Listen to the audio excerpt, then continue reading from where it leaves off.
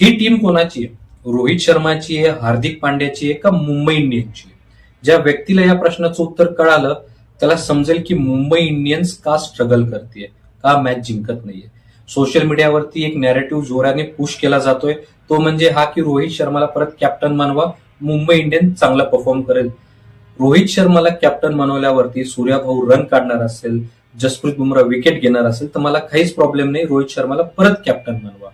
पण फक्त एक फॅक्ट सांगायचं आहे मला त्या सगळ्या फॅन्सला की 2021 ते 2023 रोहित शर्मा कॅप्टन होता. मुंबई इंडियनने त्या 3 वर्षात एक सुद्धा ट्रॉफी जिंकलेली नाही. या उलट 2022 मध्ये मुंबई इंडियन लास्ट नंबर वरती होता. त्याच वर्षी 2022 मध्ये रोहित शर्माने 300 पेक्षा कमी रन बनवले होते.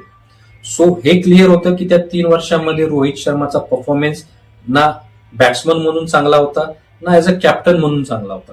त्याचाच परिणाम म्हणून 2024 मध्ये हार्दिक पांड्याला कॅप्टन बनवलं होतं. येस, त्याच्यावरती डिबेट होऊ शकते की 2024 मध्ये हार्दिक पांड्याला कॅप्टन बनवायला पाहिजे होतं का नाही, बट आता ती वेळ चालली गेली. मुंबई इंडियनला जर पुढे जायचं असेल तर एक नवीन कॅप्टन, नवीन कोचिंग स्टाफ, नवीन प्लेयर घेऊन यावं लागतील. एक नवीन जसप्रीत बुमराह बनवायला पाहिजे, एक नवीन सूर्यकुमार यादव आला पाहिजे, एक नवीन रोहित शर्मा, एक नवीन हार्दिक पांड्या, असे प्लेयर घेऊन यायला पाहिजे मुंबई इंडियनने. तेव्हाच मुंबई इंडियन जिंकू शकते. तुम्हाला काय वाटतं नक्की सांगा.